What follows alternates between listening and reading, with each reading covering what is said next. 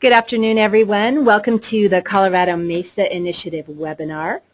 Today we're going to be talking about Alzheimer's and other dementias facing realities. I want to just go through a few housekeeping items before we get started, and I'll mention that you should see your GoToWebinar control panel in the upper right corner of your screen. You can always minimize that if it's in your way by pressing the orange arrow. You should be able to hear us okay using the speakers on your computer system, or you can dial in using the telephone line that was specified in the email that you received. Everybody is muted right now, but you do have the opportunity to ask questions at any point during the webinar by typing them into your control panel, which you see highlighted here on the slide by the red box. And we'll address everyone's questions at the end of the webinar. There are handouts for this webinar available on our website, which is coloradomesa.org. Pardon me, you will need to sign in as a user and then go to the events section and look for the upcoming webinars, and you will see the handout materials for today's webinar. By Monday, we'll have this webinar archived, so you can go back and watch it again and or share it with your colleagues. And you will find it at that point in the classroom section under the webinar archives, along with the handouts as well. So just to remind you, the Colorado MESA Initiative is a grant project that's funded through the Colorado Health Foundation, the Kaiser Permanente Foundation, and Caring for Colorado. It's a collaboration between the Alzheimer's Association and Senior Care of Colorado. MESA stands for Medicare Experts Senior Access, and our goals are to help you, primary care providers, become more adept at your Medicare coding and documentation and at taking care of seniors. And we're ultimately hoping that you will be willing to open your practices to see more senior patients in Colorado. We have two speakers today. First, Dr. Donald Murphy, who's one of the founders of the MESA Initiative. He graduated from Notre Dame and the University of Colorado School of Medicine, did his fellowship at Harvard Medical School, and founded the Senior Care of Colorado practice about 10 years ago. And Amelia Schafer is the Director of Professional Education with the Alzheimer's Association Colorado Chapter. She's been with the Alzheimer's Association for about 12 years, and she's in charge of coordinating all of the training initiatives for medical providers for the Alzheimer's Association. Amelia, I'm going to turn it over to you to get started today.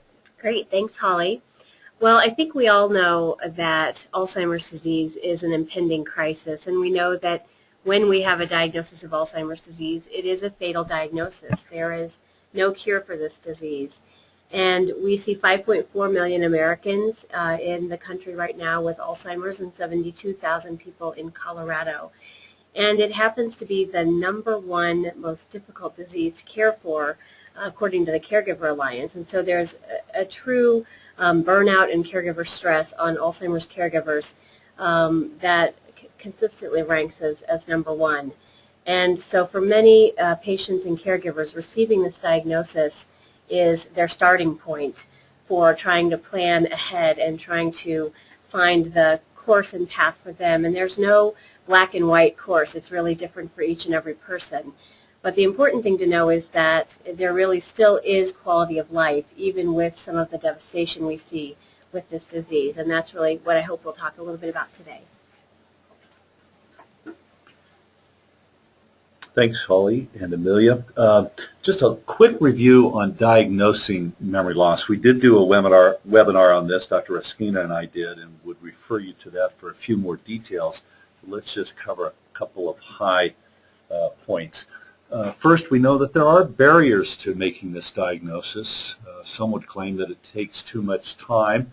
In some cases, it might take a bit of time, but in most cases, we really are able to get into the ballpark pretty quickly. More on that in just a second. Secondly is that some clinicians don't want to be perceived as the bad guy having to break this difficult news.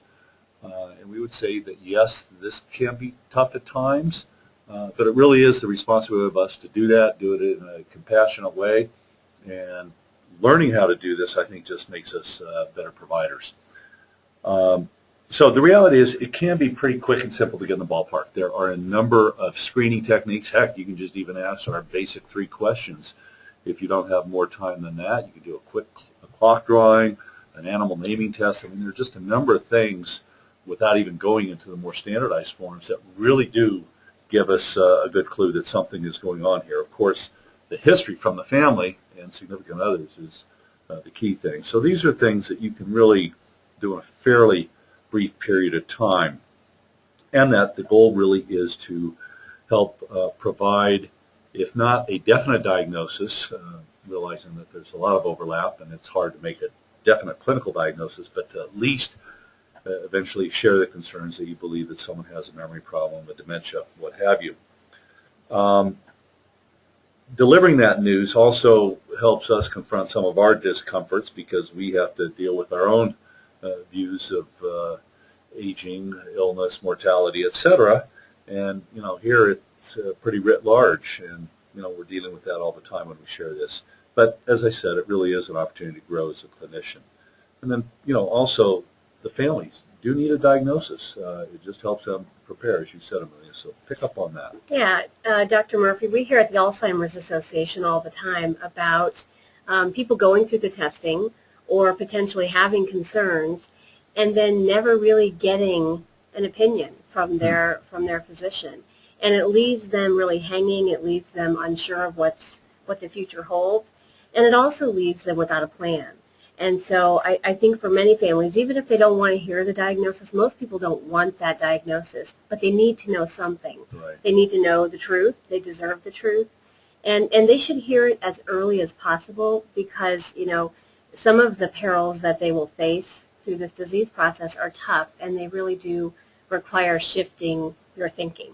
Right. So that's interesting. You get some feedback from families saying, gee, we went through all the testing, there's a suspicion, but no one really brought it back around. Absolutely. Okay. We also hear the other stories where someone will say, well, the doctor sat down and told us, you have Alzheimer's, I want to see you back here in a year. Right. And then they leave the room. Yeah. And that's not helpful either. And so I would say, and we're going to talk more about that, but you really have to be prepared yourself to be able to give that news, and I know you're going to talk a little bit about that.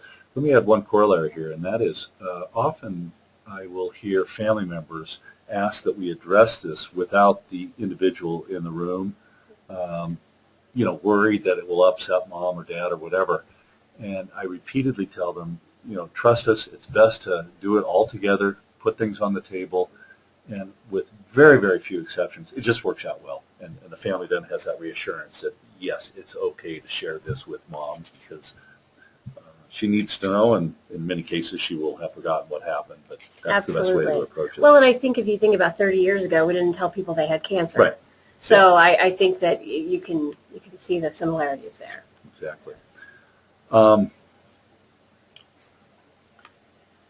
Okay, now, in terms of delivering the news, one last thing there is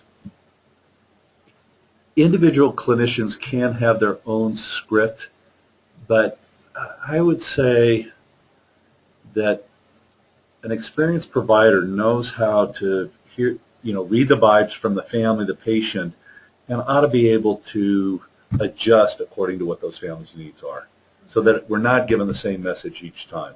The content will be very similar, but our approach can be adjusted. I assume that's what the counselors find. Exactly. Every family is different. Every patient is different. And so you do have to pick up on where they are with things. And I think even addressing it and saying, how much do you want to know today? Yeah. I think even having a question like that is helpful. And then you might even know what you need to do a little bit later, right, as opposed to giving someone everything on that day. Exactly. It can be overwhelming. Okay. So. Well, let's go to the education there, because we all know that the information can be very powerful for the families. They do need this. I like to cover the cause without getting real detailed about a differential diagnosis, the various causes, and mainly because I like to explain to them there's a lot of overlap. You can't just say that this is clear-cut Alzheimer's or multiple infarct, or someone with Parkinson's may have other components of this or that, and that I'm trying to set the stage to explain that the exact cause is not the key thing, that there could be overlapping features. That's okay. We deal with the gray areas, but that the family needs to know, because of what they hear out there in the community, okay, what's likely going on. Second would be the expected course. It's important at some point to kind of illustrate what to expect. You can't go into big detail there, but you can get a sense that over the next 10, 15, 20 years, whatever it might be, there will be a steady decline with some ups and downs along the way depending on acute illnesses and those kind of things. And then finally, to cover the treatment options and give a realistic assessment of, how much the meds are likely to help or not.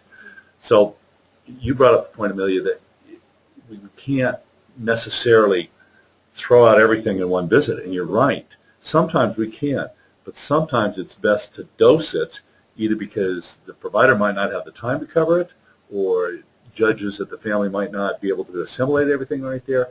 But the point is that over a series of visits, if not just one longer one, we've covered these things. Absolutely. Well, and I think that's why we want you to immediately send people to the Alzheimer's Association, because there is only so much you can do in your setting, Right. and we really like to pick up and create really a comprehensive treatment plan for that individual. Exactly. And I know, for example, in those cases that I refer, and I know they're going to follow through on, you're going to help make sure that that happens, I can let go of all kinds of things because I know it will be covered very thoroughly, and the families will really have questions addressed. And yeah, we'll pick back up on things, but I then don't have to pull out the Alzheimer's 101 lecture. Absolutely. Well, and I think that's another important piece when you're looking at creating a treatment plan. You really do have to think much bigger and much more broadly than just medications. Right. This isn't one of those diseases where you're going to, as you know, give the medication and say, see you in a year, Yeah. and things will be the same. So I think thinking broadly about treatment plans are important. I think most importantly, really identifying and acknowledging, and just like you said, calling everyone together when possible, and really getting it out there and talking about it. And that's Right. hard for people, I think, to do, but it's really important because it's hard to take the next step if you don't. Right. Let me just add one other thing for my colleagues out there who find themselves getting pretty busy. We see a new patient, and you're dealing with their Alzheimer's, hypertension, osteoarthritis, this, and this, and by the time you've finished up, there are times, obviously, that we forget to dot some I's and cross some T's. So if I don't make the referral to the Alzheimer's Association after that first visit, I try and document that I need to circle back around to this so that in one of the subsequent visits, this is something that will really help us down the road. That's great. Yeah, and I think people need time to absorb information sometimes. Yeah. And so we do that as well. We will call someone and do a brief check-in and brief assessment, maybe send them some materials, maybe email them some materials, and we'll check back in a couple weeks because we know it takes time to absorb and even be able to sometimes open the information we send. Right. So certainly as a part of the treatment, I think that education is important. I also think you really do start needing to address some important parts of daily life. Is the person still safe to be at home? We know wandering is an issue. We know other safety hazards that can occur in the home. Driving, which we're going to talk about a little bit later, is certainly very difficult. And I think it's the time when you can make some changes to set up the environment so that the person can function as well as possible. And I think we have a lot of research that backs up a lot of wonderful things you can do, and that should be a part of the treatment plan. Right. I think follow-up as well, having a family know when they can see you again, when they should see you again, and what you hope to accomplish at that next appointment can be helpful for them. And I think really just understanding their individual circumstances. We're starting to see more and more people with Alzheimer's who actually live alone. And so your treatment plan for someone in that case is going to be very different than someone who's surrounded by their family, Right. living at home with their caregiver. So I think individualizing it is really the key too. Yeah. So. And just to echo that these non-medication issues are just so key, and to be quite honest with you, although we do a good job sometimes of covering them, often we just don't because there are so many other things we're focusing on, and this is where you guys shine and can really make sure we have those things covered. Now, on the medications, the reality is that we're using the same medications regardless of the type of dementia, whether it's Alzheimer's, mixed, multiple infarct, Lewy body, et cetera, et cetera. there are really no differences in the year 2012. It's unfortunate that we haven't made more progress, but that's where we are. There's one little exception. You know, if someone has a movement disorder such as Parkinson's, Lewy body, yeah, you'd lean more towards one of the cholinesterase inhibitors than the others. But beyond that, it's a bit of trial and error. And I would also add that you got to be willing to try some different things. So we're looking at the 3 cholinesterase inhibitors and then, you know, Namenda from that class.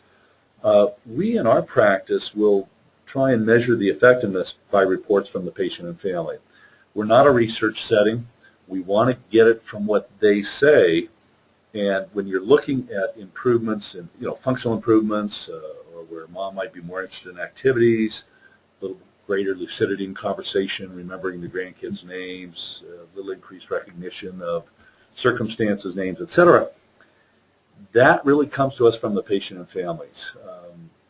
I do not believe that busy primary care providers ought to be relying on any measurements that really do take a fair amount of time. And I would also have to say that, again, outside the research setting, we don't need that kind of precision. We want to know what the patient and families are telling us about these things. We have to recognize that the placebo effect could kick in right away, and that's okay. You know, whether we're dealing with Alzheimer's or any problem, we do not use placebos, but we do take, or we should take advantage of the placebo effect. So, you know, people kind of wonder, well, gee, how come if you see the patient back in 2 months and the family saying, oh, gosh, mom's just doing so much better than this. Really? Is it the physiology behind the medication that's doing this?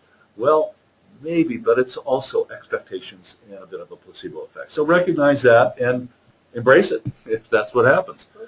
At about 4 months after initiation, we would say, if there's no improvement in whatever sphere you're looking at, we would consider changing the medication. That is, we have enough experience to know that if we haven't seen an improvement with this one type of cholinesterase inhibitor, if we switch to another one, you might see it. Again, it might be a placebo effect, it might be a little physiology there, but it's worth at least considering that. And then if after a trial of 2 or more medications, you're not seeing any improvement, then you have to have a pretty good discussion about, is it worth continuing that with the realization that we're still likely slowing the progression down. Most families will say yes. You know, even if they haven't seen that initial improvement over, you know, a 4 or 6 month period, it's still worth it then if you're slowing it down, even in many cases, even if just a little bit. We do have to be sensitive to the cost of medications. We're dealing with people who are not only in medicines for this, but many other things. The cost can add up, and we have to revisit that discussion at times.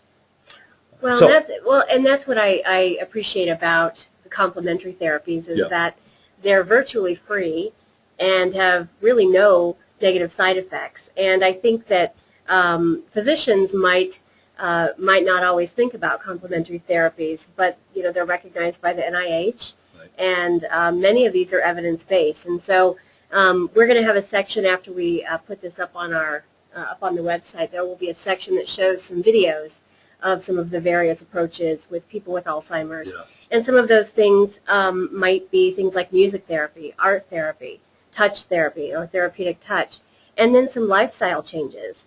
Most of us feel better when we eat better, right? Most of us feel better when we are out and active. And there's some, you know, modest, I guess, studies that talk about exercise and Alzheimer's disease even after a diagnosis. And well-being, I think, is the category they look at.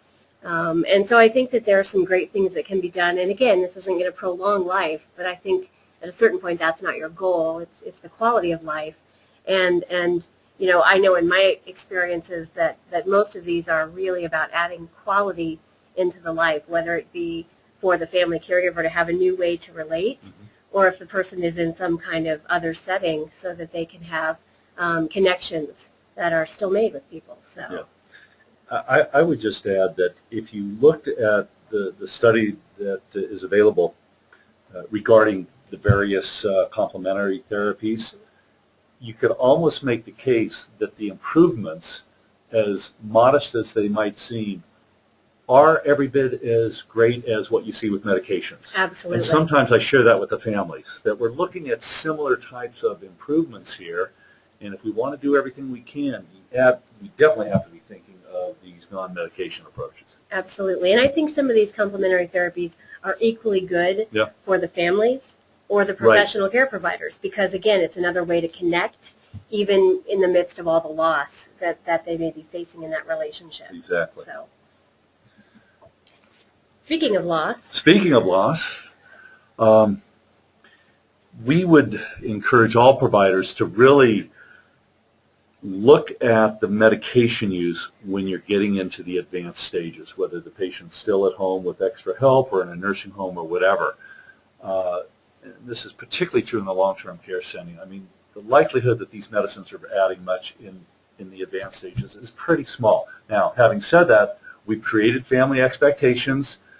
We find, where families want to keep these going no matter what the circumstances or no matter what stage someone is at. So, we work with the families to figure out, but I also ask people to be a little wary of the claim that the patient will decline rapidly after withdrawal from medication. Mm-hmm. I can tell you I've been doing this for years and years and years, and the times this happens is rare. Yeah. And I'm not sure what's behind that, but that's unlikely to happen. It is okay to withdraw these medicines as well as other medicines that they might have been on for risk reduction and other things. Well, and at the Alzheimer's Association, we get that question a lot from Mm-hmm. families in support groups and on our helpline. They'll say, well, when should we stop the medications? Yeah. And I think one of the best answers I heard came from a geriatrician who said, what is your goal in having this person still on these medications? Right. And if there are goals, which might be something as simple as she still recognizes me and knows that I'm related to her, even if she gets the relationship wrong, or she can still dress herself. And I thought that was a good way to look at it, to see what are your goals here in continuing this kind of medication. Right, and more specifically on that, if I see someone that has moved into a small group home, assisted living, even a nursing, more the assisted living, and the family is clear that this is where mom or dad will be living indefinitely, and that eventually, when the time comes we bring in hospice care, then you know that the likelihood, that's where continuing the medicines might not reflect the overall goals, and that's a good time to at least think about cutting back. Yeah, sure. Well, and I think talking about hospice care, I can't stress, I think, the importance of having this conversation with families, because many of them don't think it's time or they don't want to talk to you about it, and sometimes if you just bring it up, it doesn't mean it's necessarily the right time at that moment, but just mentioning it will plant a seed for them to start thinking about it. And I think, hospice care can be helpful in a home setting or in some of those other settings that you talked about. Exactly. And I would say we've done a much better job over the last 20, 25 years in Colorado getting hospice care started for folks with later stages of Alzheimer's and related dementias. Such a good job that in some cases, actually a number of cases, people will do unexpectedly better. And we know there are reasons for that. And they graduate from hospice, and that's okay. Mm-hmm. We've set the stage for reinstituting it later, but it really is just a much better way of helping these folks with the end of their life. It is. And I think with the emergence of palliative care, mm-hmm. that's not in every single hospice care, but many now, I think that's a softer way to introduce the concept and really get to the quality of life piece and comfort. And I think that it helps open the door more, because people still hear the word hospice and they may turn the other way. Right. But some people are waiting for you as a medical professional to be the one to bring it up. And so it's an important thing to pay attention to. And along with, I think, advanced dementia, really at any stage of the disease, but really advanced dementia is a time to also pay attention to pain. And I know that we look at pain in many other diagnoses, but I think pain assessment and pain management really are not handled as well in people with advanced dementia. And, Joanne Rader and her team at the Oregon Health Sciences University has done a lot of work around pain and dementia and have had a lot of studies in that, and mostly in the long-term care setting. But they have found that many cases, some of the behaviors that people see really are related to the pain they're experiencing and their inability to express the pain in the way that we are used to seeing that. And so they did a whole series of research studies on pain assessment and the morning routine. You know, is someone willing to get up out of bed? Are they willing to go take their bath? Are they willing to go down to the dining room and eat? Which we know can have other positive effects on a person. And so I think as a clinician, being aware that not everyone knows how to assess pain, so that should certainly be something that everyone is versed in. And then understanding how to treat pain. And so a couple of the things that we want to look at is being sure that when you get those calls, or if you get those calls from the staff in a long-term care setting, and they're asking you for some medication for a behavior, really making sure, have you assessed pain to see if that might be one of the causes, because otherwise you're really not addressing the issue. And then knowing that if you're ordering PRN pain medication, that really relies on a person to be able to verbally express that they're in pain, which many can't or won't, or it requires a very skilled assessor to be able to see that there is pain. And so, you know, watching to see if there's a condition that is likely to have pain. I was talking with a family the other day who said, my mom has had rheumatoid arthritis and very painful all of her life. And when she got Alzheimer's, she told me one day, I don't know if I hurt anymore. And I said, does it make sense to you, though, that the pain would just go away? Does that really make sense? So I think there is this idea that because they don't express it the same way, it's not there. And that's why I think the learning the behavioral pain assessment methods are important. And they have these in most hospitals and most nursing home assisted living settings, but they're not always utilized. And I think that you know, primary care physicians can reinforce that. And can help families understand it as well. 70% of people with Alzheimer's are cared for at home. So many of these folks we're talking about are family members who don't know how to assess pain either. And I would also add, in terms of trying to help alleviate the pain, that when a provider gets a plan of care, you know, gets together with the nursing staff, the family, and decides to try a certain approach, a key thing is to make sure you have good follow-up. And I realize that not a lot of primary care providers can be back to the nursing home, you know, within a period of time.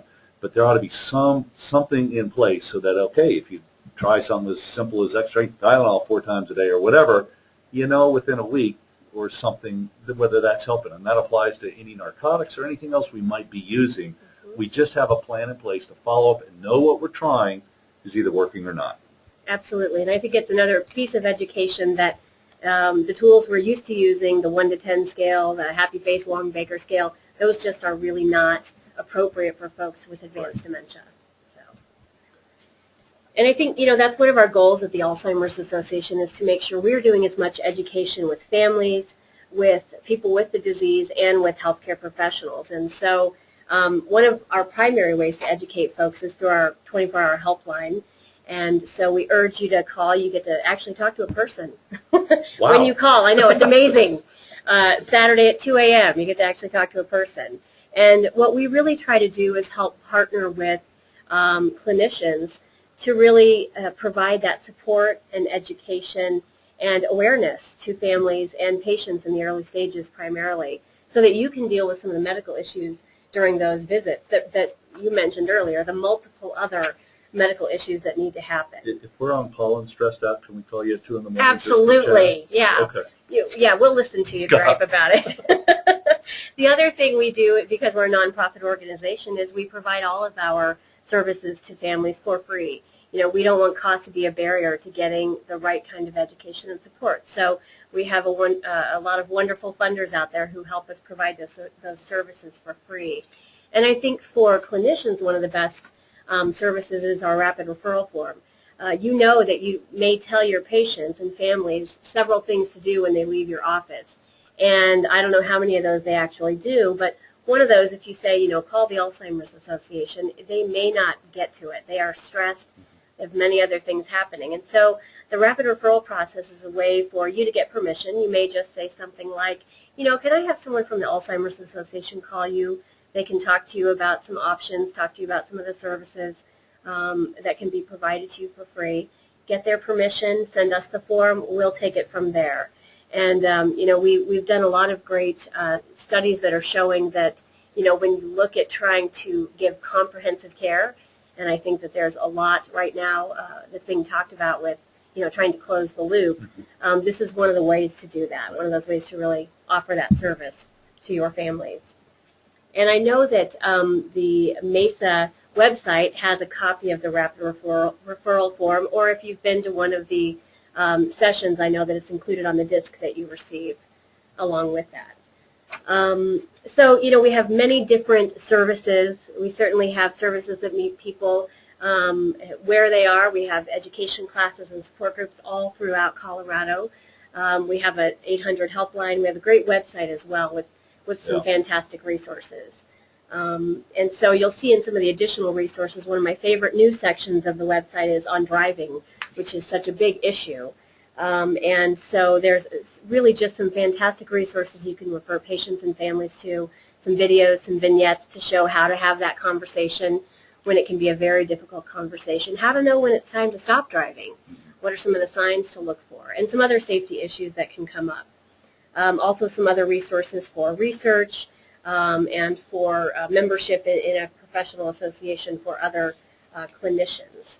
So again, that helpline I think is a great place to start if you have any questions, or check out our website. Thank you, Amelia. Thank you, Dr. Murphy. Wonderful information. We'd like to give you all in the audience an opportunity to ask any questions. If you haven't already done so, you can type them into the question box in your control panel, and we'll give you a couple minutes for that while I remind you to please use the M.E.S.A website. We have so much great information out there for you. There are all of our archived webinars and other training videos, the discussion forum, links and documents. If you do have any questions that were not answered today in the webinar, you can go to the discussion forum and post them there, and we will get answers to those questions for you. Our next webinar coming up will be on Friday, April 6th.